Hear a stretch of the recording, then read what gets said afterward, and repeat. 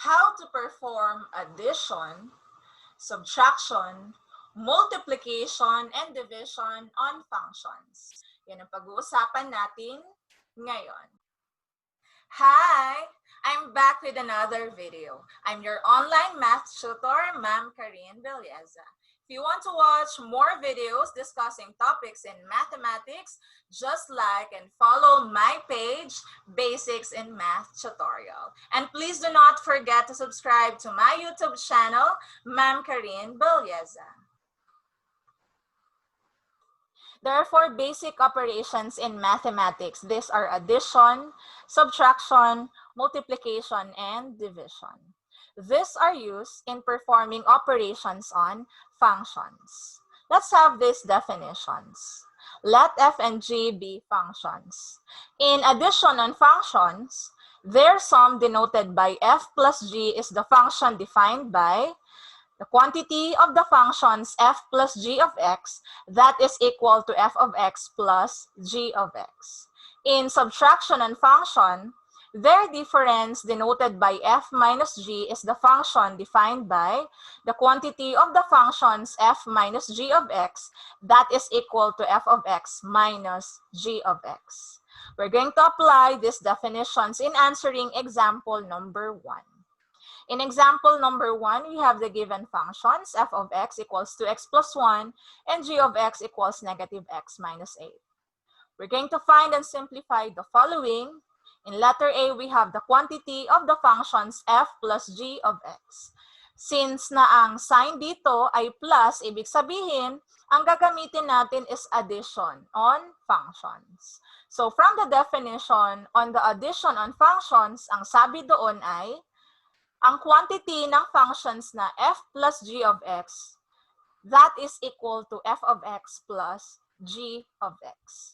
So we're going to consider kung ano man yung value na given ng f of x and g of x. So our first step is to substitute here in the equation the values or the given values of the functions. That is the quantity of the functions f plus g of x equals, here, ang una nating isa-substitute ay ang value ng f of x, that is 2x plus 1. Do not forget, naglagay ako ng parenthesis, ibig sabihin, ito yung value ng f of x. Do not forget the operation, which is addition, so ikakopy ko yung plus sign. Ang sunod na function na isa-substitute ay ang value ng g of x, which is negative x minus 8 from the given function.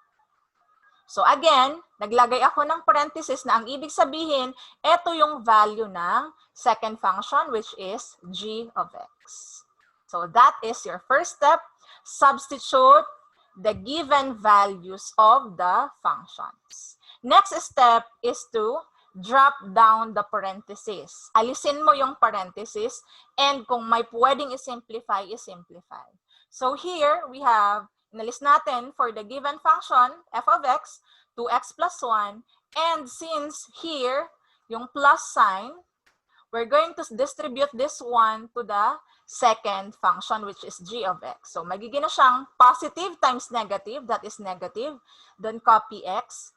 Positive times negative 8, that is negative 8. So wala ka nang makikita dyan na parenthesis. That's the second step.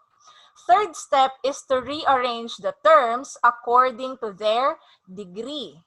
So, ibig sabihin, para mas madali mong makita yung mga similar terms, so pagtatabi-tabihin mo. Re-rearrange natin yung mga terms. So, in the first term, we have 2x here. What is the degree of the first term? That is on the first degree. Ibig sabihin, yung exponent ng variable x ay 1. And hahanapin mo dito sa mga sunod na terms, alin ba dyan yung may exponent or yung degree niya ay 1, na ang variable ay x at may exponent na 1. So that is x, negative x. What about the next? Plus 1 and negative 8. So ang degree niya ay 0. So magiging na siyang 2x, pinagtabi mo sa negative x, so that would be 2x minus x, and then plus 1, and then minus 8. So third step is to rearrange the terms. Next is to simplify. So mga similar terms is simplify na natin. 2x minus x. So ang negative x, ang coefficient niya is 1. So 2 minus 1 is 1. So we have here 1 as the coefficient. Kung makita nyo wala siyang coefficient, so automatic na siya na ang coefficient niya ay 1. So copy the variable x and then 1 minus 8, that is negative 7. So final answer, the quantity of the functions f plus g of x, that is equal to x minus 7. So this is our final answer. Another example, we have here f minus g of x. So now, ang symbol or ang operation na gagamitin natin ay subtraction on function, since we have here the minus sign.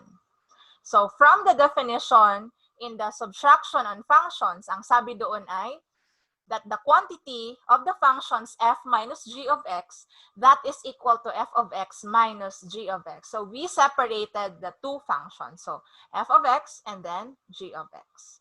So from here, first step is to substitute the given values of the function. So we have here function f of x, ang value niya is 2x plus 1.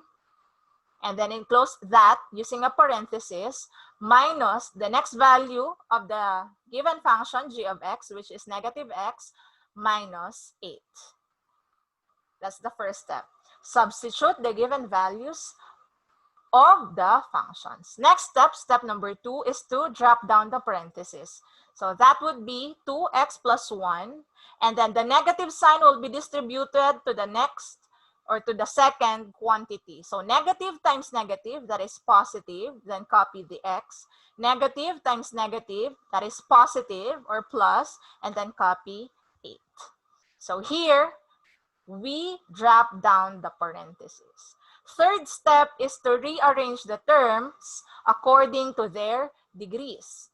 So, ang pagtatabihin mo yung 2x and x, since na ang degree nila ay 1 at yung mga constant naman, or ibig sabihin yung mga walang variable na katabi, which is 1 and positive 8. So here, magiging na siyang 2x plus x plus 1 plus 8. Next step is to add or to simplify similar terms or simplify the given equation. So 2x plus x, so ang x natin, ang coefficient niya ay 1, so 2 plus 1, that is 3. Then copy the variable x. 1 plus 8, that is 9. Final answer in here, under example number 1, we have the quantity of the functions f plus g of x, that is equal to 3x plus 9. Example number 2.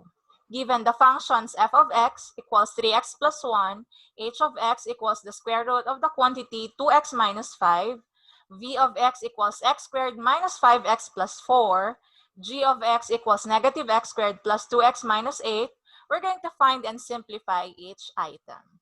In letter A, we have the quantity of the functions f plus v of x. So ang ginamit na sign ay plus. Ibig sabihin, we have to use addition on functions. So ang sabi sa definition, this is equal to f of x plus v of x. So we have separated the two functions. Ang first step natin to simplify the given item ay we're going to substitute the given values for functions f of x and v of x. So magiging na siyang 3x plus 1, ibig sabihin ito yung value ng f of x, and then our operation here is addition, so we have to take note the plus sign, and the value of v of x, which is x squared minus 5x plus 4. Do not forget to enclose those functions given using a parenthesis. Next step is to drop down the parenthesis. So ang mangyayari, we have 3x plus 1, naalis na yung parenthesis, and then this positive or plus sign will be distributed to the next quantity or to this quantity, which is v of x. So positive times x squared is positive x squared. Positive times negative is negative 5x. Positive times positive 4, that is positive 4. So here we have plus x squared minus 5x plus 4. So kung mapapansin ninyo, kapag addition ang function, dati lang yung mga sign ng second quantity at kapag subtraction ang function naman, nagiging opposite yung sign ng mga sign sa second function. So here, wala ka nang nakikitang parenthesis. So now, our next step is to rearrange the terms according to their degrees. So ano ba yung pinakamataas na exponent ng mga terms or ng terms na given dito?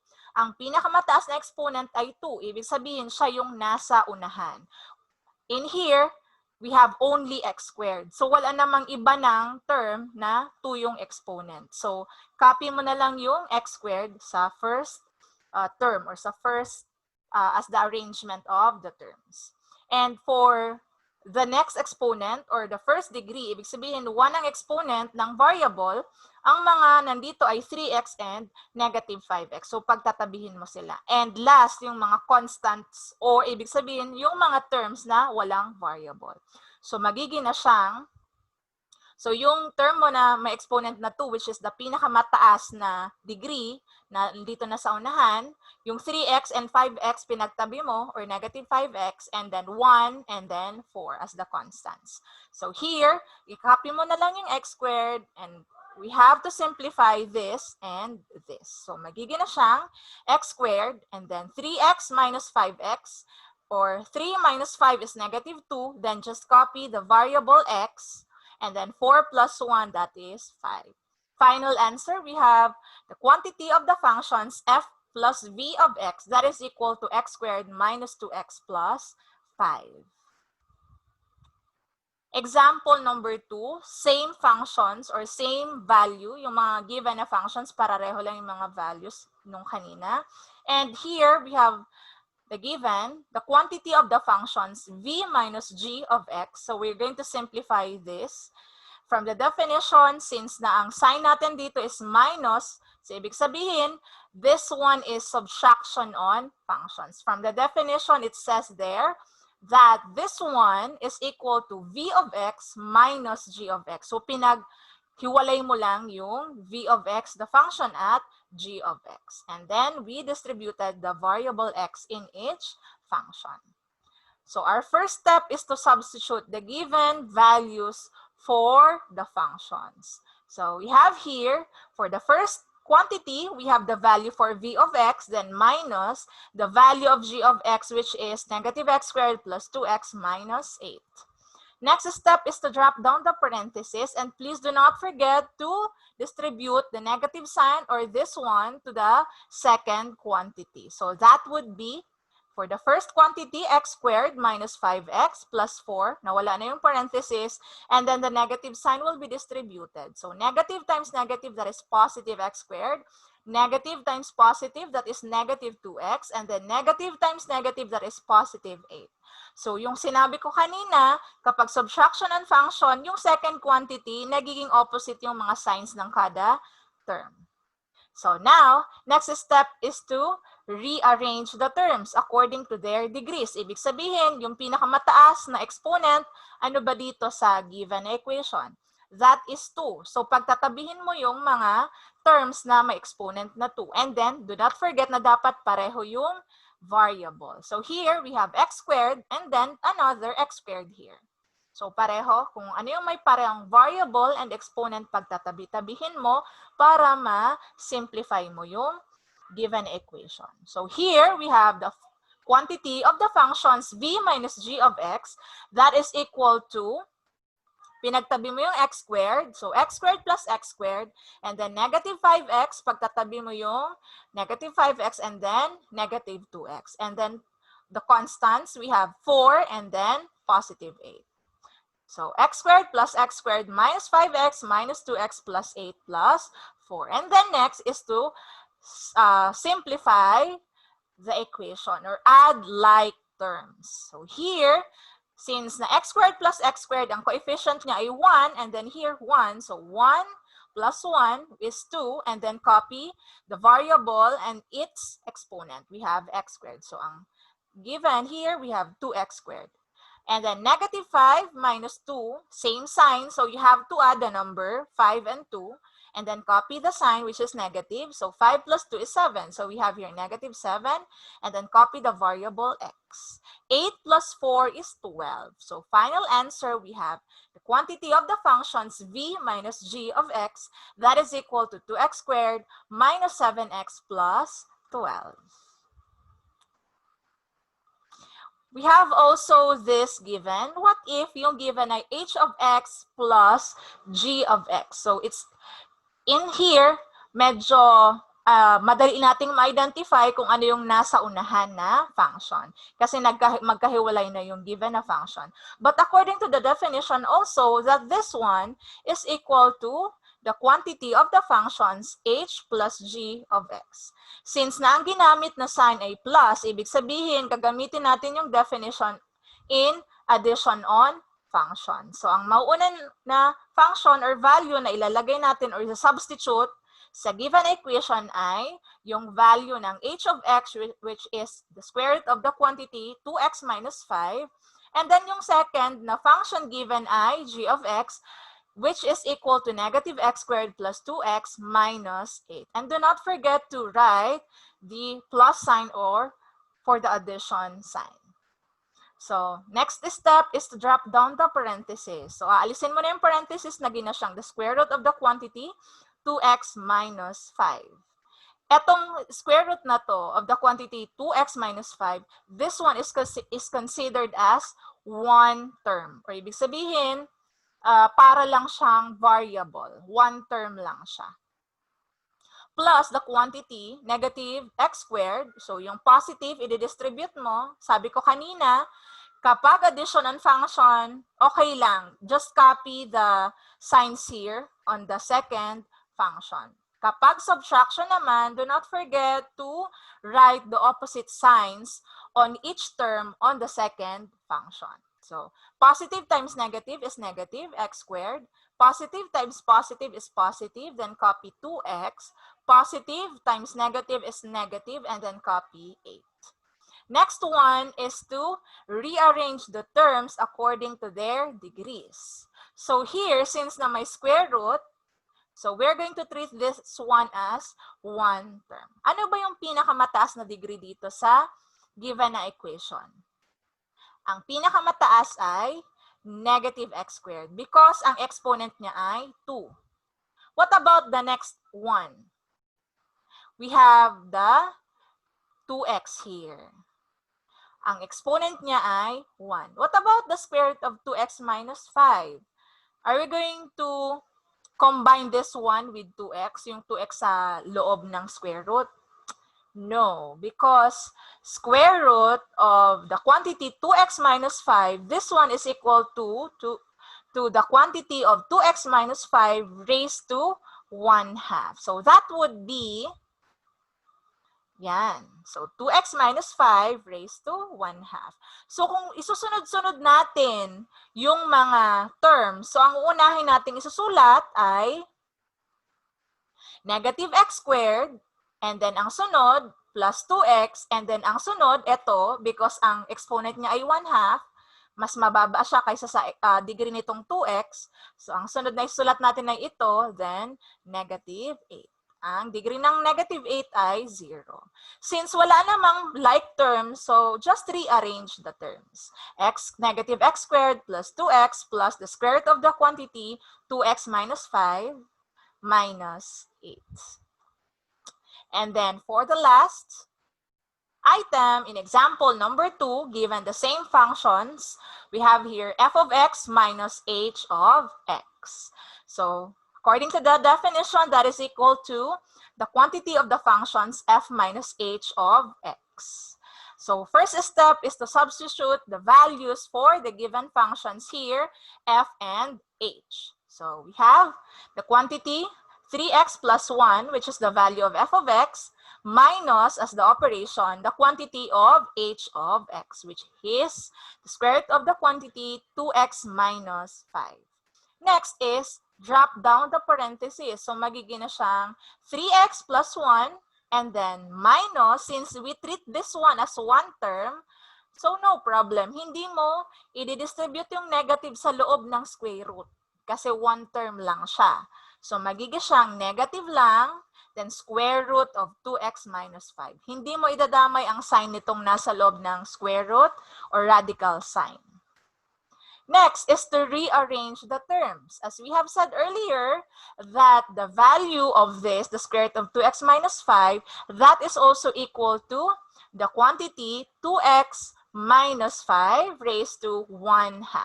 So, ibig sabihin, hahanapin na muna natin yung pinakamataas na degree, which in here, that is 1 as the exponent of x. So, ito yung una. Then, sunod, yung quantity na 2x minus 5 raised to 1/2, and sunod yung constant na.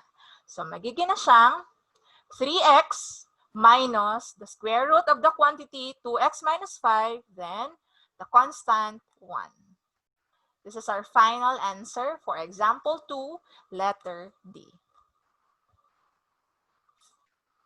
Now, it's your turn. Addition and subtraction on functions. So, given the functions f of x, g of x, p of x, m of x, and t of x, you're going to find and simplify each item. There are 1, 2, 3, 4, 5, 6, 7, 8. There are 8 items. So, using these functions, you have to find and simplify each item.